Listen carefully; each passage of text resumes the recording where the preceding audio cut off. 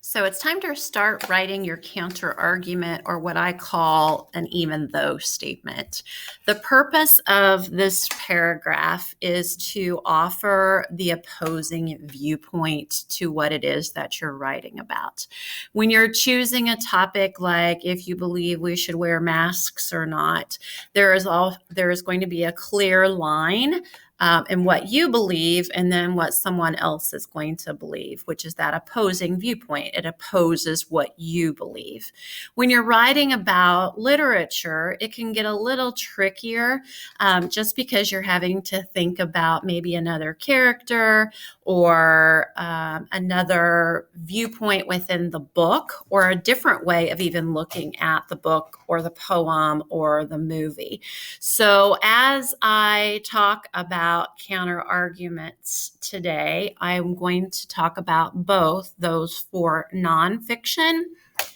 So you're writing your own research paper, maybe again about something that you believe should happen or shouldn't happen. But then I'm also going to talk a little bit about what you do when you're writing about fiction as well, or a poem. So the first thing that we see in a counter argument is going to be the placement. Traditionally, your counter argument comes after you have presented what it is that you believe and right before the conclusion. It does not have to be in that traditional format. So there are some people who would prefer to talk about the counter argument right from the beginning, and then spend the majority of the paper supporting what it is that they think.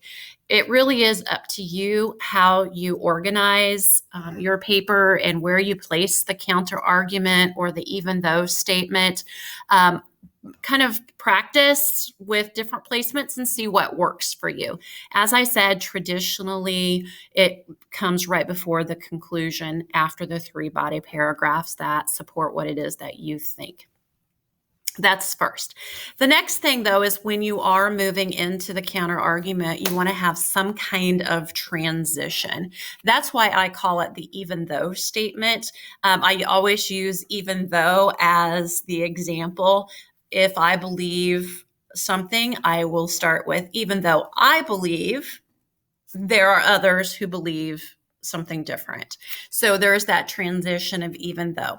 A couple of things I want you to remember. There are other words besides even though. There's despite, there's however, and please feel free to Google search other words for despite, other words for however, transition words for counter argument. Google search those things that are going to help you come up with the best word to transition into the counter argument paragraph. Okay. So even though is the one that I use, but I really would like for you to branch out. So do a Google search, other words for even though, other words for despite, other words for however, or you could even just say transition words for counter argument and see what you find. The next thing in that paragraph is after you transition, and it's clear that you're transitioning from one idea to the next, you summarize the opposing viewpoint. You want to give enough information to your reader that it's clear who the other person or the other side of the topic is. You may want to use text evidence. You may just want to summarize it. And it depends on what you're writing about. If you're writing about something scientific in nature, like masks, for example, you might want to go into a lot of information about why people believe that masks aren't necessary, or that they are necessary, depending on the viewpoint that you're kind of capturing in this paragraph. So you want this to be well developed. As we begin this year and into next year, before you leave for college, I'll push you a little bit individually on how to create better counter arguments. But for the most part, it's a summary of the opposing viewpoint. Depending on, again, your topic, you may want to go more than just a paragraph for your counter argument, but we'll address that one-on-one as you are writing your topics throughout the course of the year. And if you're a junior, into your senior year. Okay. Then in your counter argument, you have that transition, you summarize the opposing viewpoint, and then you come back to your own opinion, your own insight, and discredit that opposing viewpoint. Okay. So we're going to look at some examples, and I'm going to walk you through some ideas about what you could have for a counter argument. So let's say first that we're writing about fiction, and I'm going to start with that because we can use the same pattern for fiction. The difference is with fiction, there might not be a clear-cut opposing viewpoint. Here's an example. Even though surveillance causes Winston and Julia harm, in our world, surveillance keeps us safe. So I can tell just from this transitional sentence for the counter argument that the entire paper preceding this, prior to this, has probably been evaluating the surveillance of Winston and Julia in 1984. And in this paragraph, though, it's going to talk about how surveillance in our own world is used for the most part to keep us safe. Okay. That is an example of a transitional sentence that takes us from what's the paper's about into a counter argument. A couple of things. The next thing that I would need is a summary of that opposing viewpoint. So how does surveillance keep us safe? So we might have something like every door we enter during the course of the day is monitored to make sure people aren't intruding or people aren't coming in that shouldn't be into school, for example. Or we could have every door we enter during the course of the day is monitored so that if something should happen to us, there is video proof of who it was. And it just is going to go into some of that detail about why surveillance keeps us safe. And then it's going to come back to, in the end of that paragraph, come back to what the paper is actually about. And so in this case, surveillance and Winston and Julia and harm. And an easy way to do that, once I've summarized a little bit more how surveillance keeps us safe today, is however, at any point, the surveillance that monitors us and keeps us safe could be used in the same way it is with Winston and Julia. Or our surveillance could also be taken and used in a harmful way, like we see in 1984. Some kind of sentence that brings us back, closes out what this paragraph is about, and moves us back to what the original thesis is. Here's another example of, again, a transitional sentence taking us from one idea to the next. Despite the fact that Winston ignores the dangers of technology and attempts to rebel, he ultimately succumbs to the government's control.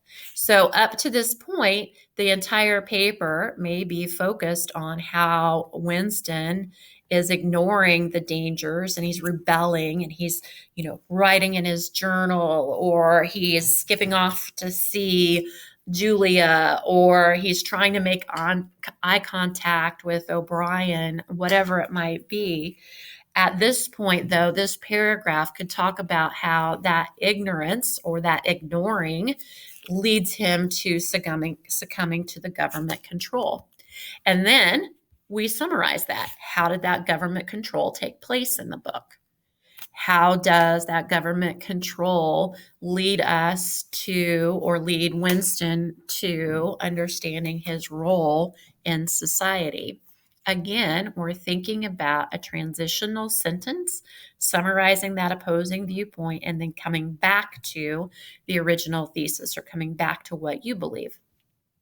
Here's another example. Even though the Oceania government uses technology to control the citizens, the proles are free of such control.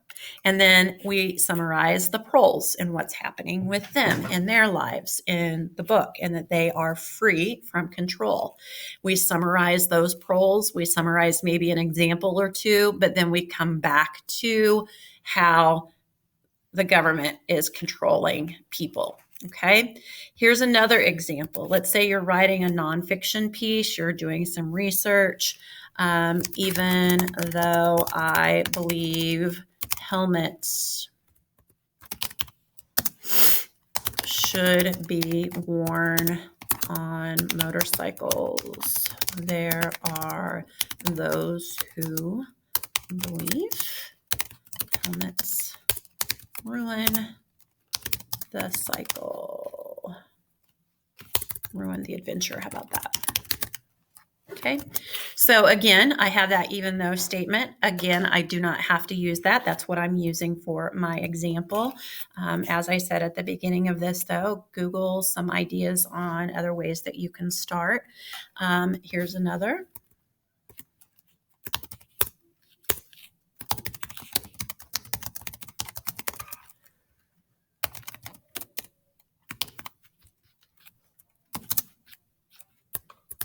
Let's do something different. Despite the need for harsher